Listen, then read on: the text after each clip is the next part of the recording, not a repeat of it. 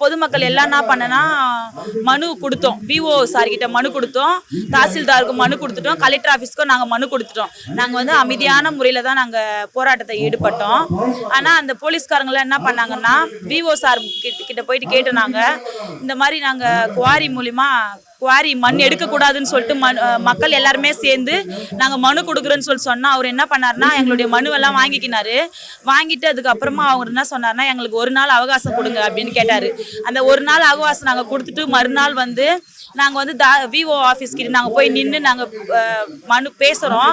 பேசுறதுக்கு வந்து அந்த சார் வந்து இல்லை. அதனால நாங்கள் என்ன பண்ணோன்னா எங்களுக்கு உரிமையே தேவையில்ல அப்படின்னு சொல்லிட்டு ரேஷன் கார்டையும் ஓட்டு ஐடியும் என்ன பண்ணால் நாங்கள் வந்து விஓ ஆஃபீஸர்கிட்ட கொடுத்துட்டோம்.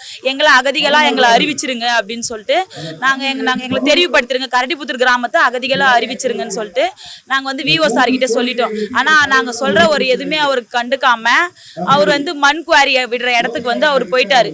தாசில்தார், விஓ இவங்க எல்லாருமே வந்து அரசாங்கமே வந்து மண் குவாரி விடுறவங்களுக்கு தான் ஒரு சப்போர்ட்டா இருக்காங்க. ஆனால் மக்களுக்காக, கிராம பொதுமக்களுக்காக வந்து அவங்க வந்து சப்போர்ட்டா இல்லை.